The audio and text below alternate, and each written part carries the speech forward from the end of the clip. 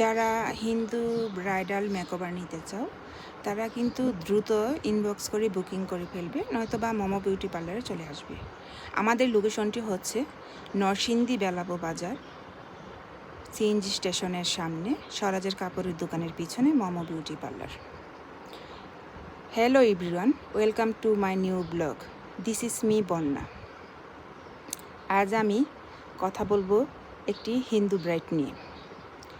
এই হিন্দু ব্রাইডটি প্রায় 2 মাস আগে আমার সাথে যোগাযোগ করেছে, মানে কোনটা কীরকম প্যাকেজ, কি কত টাকা নেই ইত্যাদি, মানে সব বিষয় জানছে এবং মানে বলছিল যে আমার কাছ থেকে সে মেকওভার নেবে।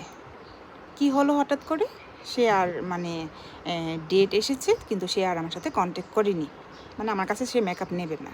তো তার না নেওয়ার কারণ হচ্ছে সে নরসিংদী বুকিং করে ফেলছে, তার হোম সার্ভিস দেবে। তো এই গায়ে হলুদের দিন আসলো, মেকওভার নিল, ভালো নামি দামি পার্লার থেকে আসছে মেকওভার দিতে।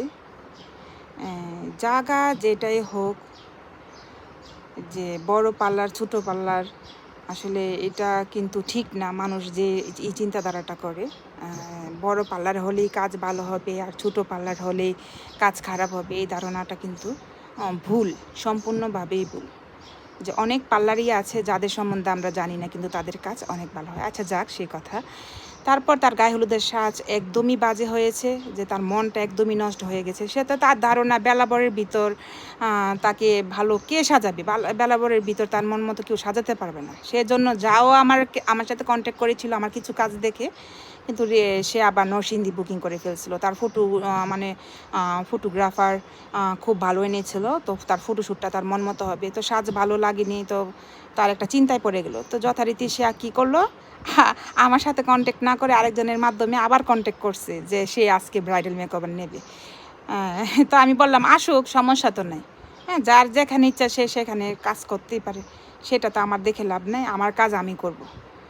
হ্যাঁ, ও আগের দিন সাজে না, এটা নিয়ে যে আমি মন খারাপ করবো, এইগুলি কিছুই না। আসবে, কাজ সার্ভিস পাবে। তো সে আসলো, এই আমার ফাইনাল লুক।